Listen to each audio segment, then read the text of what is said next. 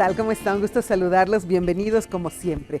La verdad es que a mí me gusta todo verlo con cierto humor. Me parece que el ser humano necesita aquello. Somos demasiado dramáticos, vemos una realidad que a veces no podemos ni cambiarla, ni vamos a hacer nada para cambiarla, ni lo que hagamos va a cambiarla y empezamos a tener una visión catastrófica y todo aquello. Qué diferente sería si viéramos las cosas así un poco más libres, un poco más liberados y reflexionando y sonriendo sobre lo que muchas veces sucede en la historia de Bolivia y de verdad pareciera que no aprendemos. Tengo al fondo mío una imagen de lo que van a ser las nuevas alianzas y yo me pregunto, ¿no habrá alguien nuevo? ¿No? Es una preguntita. Tiene que ser pura gente que ya es parte de ese pasado político. Creo que el más nuevo ahí de todos es un poco Félix Pazzi, pero después los rostros de siempre. Ayer se han cerrado de alguna forma varias alianzas y yo quiero un poquito trabajar en aquello, así que permítame hoy hablar con nuestros analistas políticos para poder en esta primera etapa reflexionar al respecto. La más cordial bienvenida a Marcelo Silva, politólogo, pero además con una mirada siempre fresca y muy clara de esa realidad. Hola Marcelito, ¿cómo estás? Verónica, qué gusto, de verdad un privilegio además encontrarme con tan buen humor que siempre alegra a la televisión. Y a ver, dime, ¿qué más podemos hacer? ¿Qué más podemos hacer? Estamos esperando nuevos candidatos, propuestas diferentes, gente proactiva, con ideas nuevas.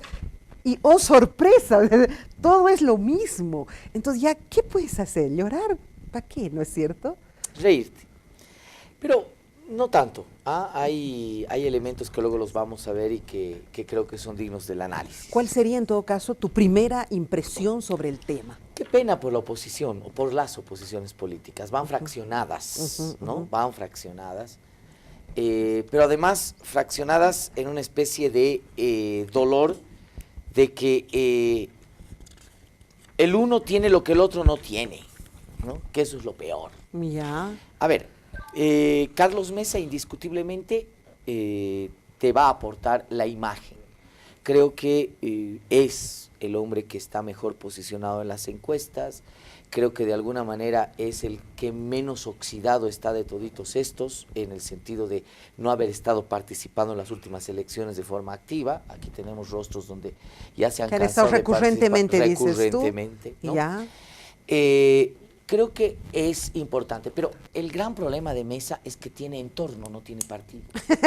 Cierto, no viene de las bases. A ver, quiero arrancar con esta nota que es interesante porque hace referencia a que hay 2 alianzas y 7 partidos políticos que se han presentado ante el Tribunal Supremo Electoral y que ya estarían listos para el combate, digamos de alguna manera. Yo le pido disculpas si de alguna forma le molesta que yo lo tome con cierta hilaridad. He estado metida en la arena política, hasta aquí.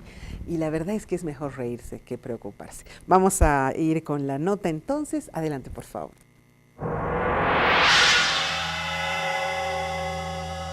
Se realizó la recepción de los requisitos para la conformación de la Alianza Comunidad Ciudadana para participar en las elecciones primarias de candidaturas de los binomios presidenciales para las elecciones generales 2019, presentado por el señor Carlos de Mesa, por el señor Edgar Guzmán Jauregui y el señor Walter Villagra Romay, representantes legales del partido político Frente Revolucionario de Izquierda, FRI, y el señor Luis Antonio Revilla Herrera, representante legal de la agrupación ciudadana Sol para la Paz. Se realizó la recepción de requisitos para la conformación de la alianza.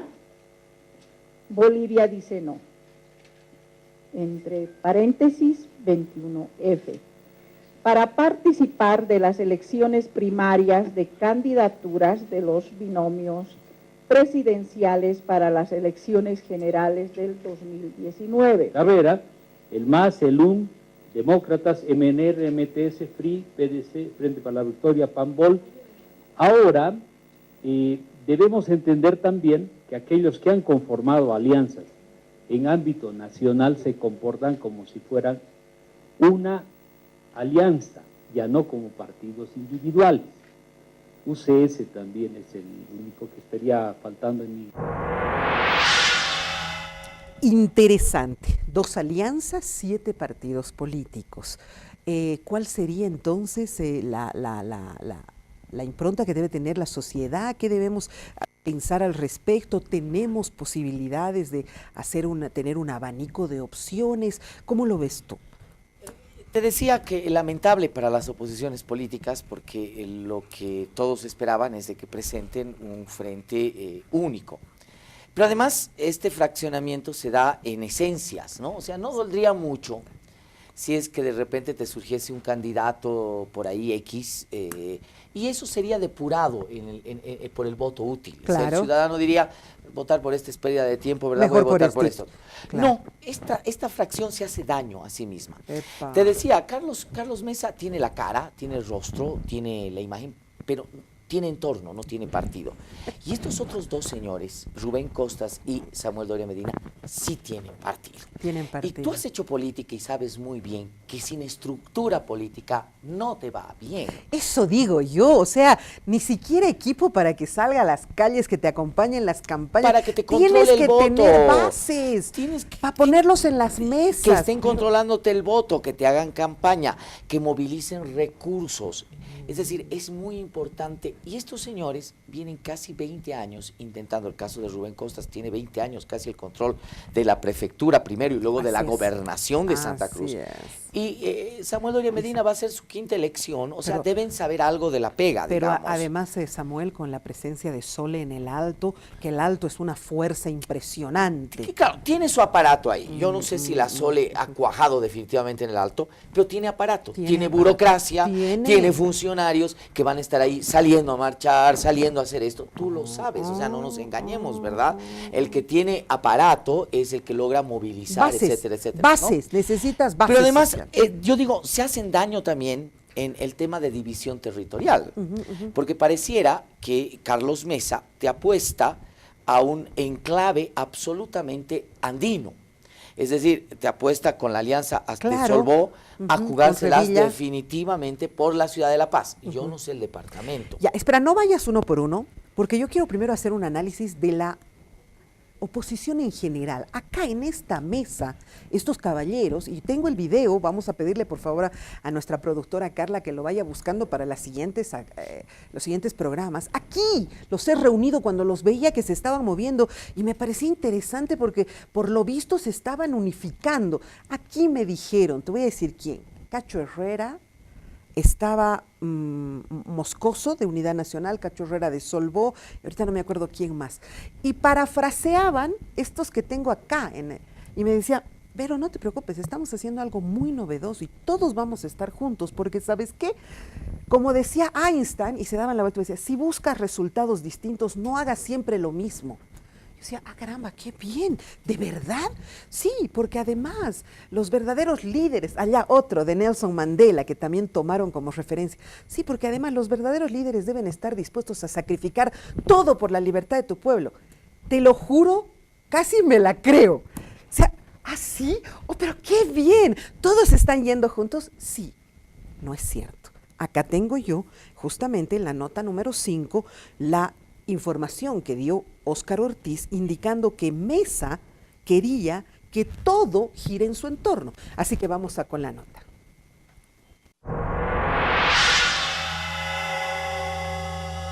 Que en el caso de Demócratas y Unidad Nacional, venimos hace 13 años haciendo la resistencia democrática, haciendo la oposición. No somos turistas en la oposición, no aparecimos ayer. Durante estos 13 años hemos luchado en contra de los abusos del autoritarismo y eso nos da la legitimidad para representar a quienes quieren un cambio de gobierno en las próximas elecciones de 2019. ¿Jaime Pasamor es oportunista? ¿Jaime Pasamor es oportunista? No me refiero a una sola persona. Creo que hay varios que recién aparecen y quieren hablar por todos. Bienvenidos todos los que quieran unirse al esfuerzo de oposición, pero nosotros tenemos el orgullo y la conciencia tranquila, que desde el primer día de este gobierno fuimos oposición. Lamento que haya hecho esa declaración porque nosotros nunca hemos entrado con el señor Mesa en una discusión sobre coteo. Lo que sí es verdad es que él primero puso su candidatura y quiere que todo gire alrededor de su candidatura. Así no se construye unidad, así no se construye una verdadera alianza en la cual todos nos sintamos representados. Y cuando digo todos, no solo hablo de todos los ciudadanos, quienes pensamos distinto a este gobierno, sino también todas las regiones. Nosotros en Bolivia, dice no, estamos presentando una alternativa auténticamente nacional y no exclusiva de una ciudad.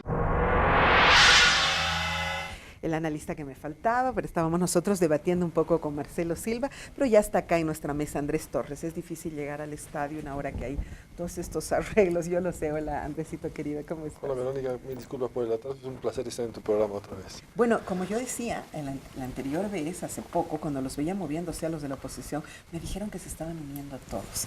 Y eso me alegró tanto y dije, por fin lo vamos a lograr. Y ahora veo que Óscar Ortiz denuncia de alguna manera que fue en realidad el tema de Mesa el que dañó aquella unidad.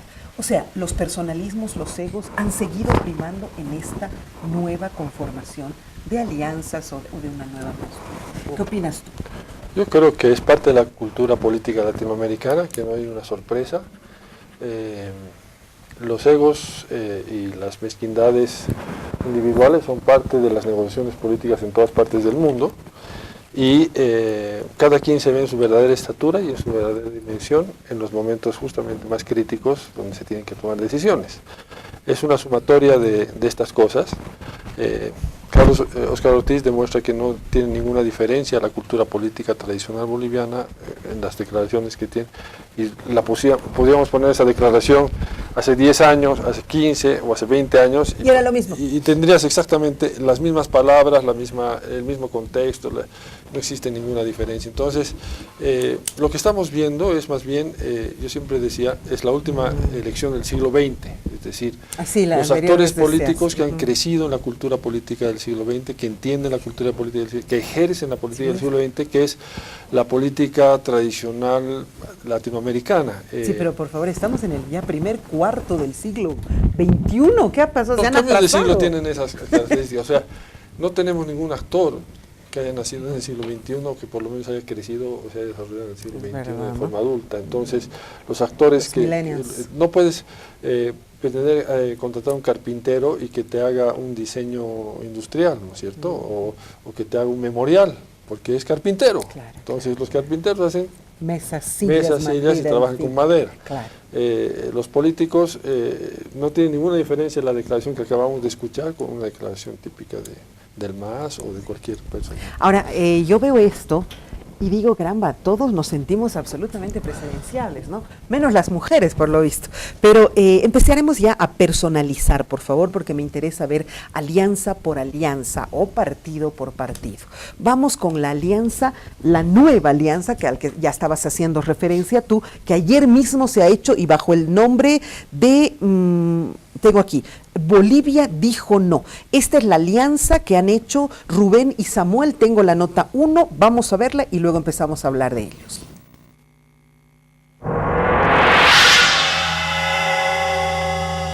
Estamos convencidos que ha llegado la hora, primero de la patria, primero de Bolivia, del cambio sí, pero del cambio auténtico, del cambio verdadero, del cambio que todos estamos buscando. Por eso es tan importante escuchar cuando aquí los liderazgos que componen esta alianza le ofrecen al pueblo boliviano que ninguno de nosotros va a ir por un interés personal, que ninguno de nosotros va a tener ningún tipo de arrogancia, que ninguno de nosotros va a creer que somos imprescindibles, que siempre va a estar por encima el bien mayor, el bien de bolivianos y bolivianas. Eso es lo que nos une hoy, eso es lo que ofrecemos, que vamos a seguir con las puertas abiertas como lo hemos hecho, buscando la unidad. Y estoy convencido que también nos vamos a poner de acuerdo con los demócratas, con los jóvenes de Bolivia Dice No, y con muchas otras personas que van a ser parte de esta unidad. Está clara que esta es la unidad posible, esta es la unidad de los que creeremos que tenemos que unirnos para poder derrotar al autoritarismo, al divisionismo, al despilfarro. No creemos que para derrotar ese autoritarismo nos tenemos que pintar de nuevos, que recién hemos caído al planeta. No, tenemos una buena experiencia de trabajo con los demócratas. Ya. Bueno, tema étnico, tema género. ¿Qué ha pasado? Estamos en el siglo XX de nuevo. ¿Qué opinas? Están encerrados en una burbuja absolutamente tradicional, pero además completamente perdida, ¿no? A ver, esta es una respuesta, creo que la alianza que hace Unidad Nacional con el Partido Demócrata expresa, creo, dos fracturas fundamentales. Una, definitivamente, un intento de fracturar generacionalmente, ¿no?, el país. Es decir, no digo que Mesa y Revilla sean actores nuevos, sin duda alguna, ¿no? Ya. Pero esta alianza surge como para decirle a Carlos Mesa, que se lanza ahí de repente como una especie de caudillo, es decir, sin consultar, para mí error político. Carlos Mesa debió haberse presentado como un articulador, Claro. no como el hombre que, bueno, aquí estoy yo y quien quiere me sigue y el resto se muere. Exacto. Así de sencillo, ¿verdad? Exacto. Así que soy yo, voy yo, estoy adelante yo. Y los que quieren se juntan. Y además aquí ¿no? está mi entorno. Estos son mis amiguitos, ¿verdad? Además, amiguitos. Entre sabes quién es cuál. Amiguitos bien perniciosos algunos, ¿verdad? Y entonces aquí estamos nosotros y me sigue. Claro, Mesa tenía el gran desafío de ser el articulador de las oposiciones políticas y las plataformas ciudadanas. Cuando Mesa se lanza solo, los deja medio que no obsa a estos. Y estos le dicen, y la pulseta, esta es la pulseta que a mí me preocupa, es decirle, un ratito, compañero, nosotros tenemos aparato, nosotros tenemos estructura partidaria. ¿No? Tú quieres lanzarte solo, tienes imagen, pero no tienes estructura partidaria. Entonces solo él opta por la estructura. No, él opta por el discurso, él opta primero, y por eso te decía, es una alianza que daña, no es una alianza intrascendente. Primero porque la cuestión está imagen versus estructura partidaria. Ya, ¿no? sí. 20 años Rubén Costas maneja la gobernación, primero Claro, prefectura y decíamos, gobernación, ¿no? de Santa Cruz. O sea, el tipo Samuel, sabe lo que hace. lo mismo. Igual que imagínate. Revilla. Revilla te maneja igual casi 20 años la alcaldía de La Paz. Entonces sabe lo que hace, tiene su estructura, tiene su aparato, tiene sus funcionarios burocráticos que te pueden dar movilidad, te pueden Samuel hacer también. campaña. Samuel tiene la alcaldía del Alto en menos dimensión, pero la tiene. Hay gente que puede ir a hacer Pero un campaña. ratito, que puede hacer... tiene presencia en el Parlamento, Samuel, en este momento es el único que tiene. Sí, pero tiene, digamos, como base territorial el Alto. Entonces, la idea es de que tienes la figura, tienes la cara, y estos tienen estructura. Segunda división que preocupa es la territorial. Pareciera que Carlos Mesa opta por el tema andino básicamente, sí, ¿no? Es decir, pleno. su único aparato real político Por es acá. Revilla, el municipio de La Paz, ni siquiera el departamento. Habrá a ver qué dice Félix Pazzi, que dice que va a ir solo, ¿no? Pero Revilla, la ciudad de La Paz, y aquí tienes una alianza que te huele a Oriente. Exacto, la otra que es totalmente oriente. Ahora, ¿cuánta nobleza habrá que tener como ser humano para ser un articulador en un momento tan importante de la historia del país? Habrá pues que tener una evolución espiritual muy alta, un control del ego, haber superado ese tipo de mezquindades. Caramba, qué cosa difícil, ¿no es cierto? No, yo creo que, yo creo que Carlos Mesa ha tomado una decisión correcta, en el sentido de que el análisis, para mí el análisis y vuelvo a decir, cuando uno analiza no quiere decir que yo quiero que pase esto, a mí me gusta tal persona, no, es un análisis en base a la información de la ciencia política y la experiencia en estos temas, ¿qué puede pasar? Ya. Carlos Mesa, la pregunta es, ¿cuántos votos le suma aliarse con Samuel? ¿Cuántos votos le suma aliarse con Costas? Con Costa. En la estructura política del siglo XX, el sistema de partidos era importante, la estructura era importante. ¿Por qué era importante? Porque el mundo estaba lejos. O sea, tú necesitabas a alguien en Rurrenabaque, alguien en Guarnes, otra persona tal, que te articule la campaña. En el siglo XXI... Es la política que yo he vivido, que Marcelo ha vivido. Así es, y así se hacían las campañas, y así se articula la política y la cercanía a la gente. ¿Por qué? Porque es la única forma de llegar a la gente. Entonces, la célula, la estructura era clave para tener éxito político. En el siglo XXI eso ya no es real. O sea, Donald Trump no tenía ninguna estructura política, cero, y ha ganado las elecciones norteamericanas. Evo Morales no tenía estructura política de ningún tipo, y ha ganado las elecciones en Bolivia hace 12 años. Bolsonaro no tenía ninguna estructura política en Brasil y ha ganado las elecciones. Entonces, donde vayamos a analizar, vemos estos fenómenos. ¿Y cuál es la realidad? ¿Por qué sucede?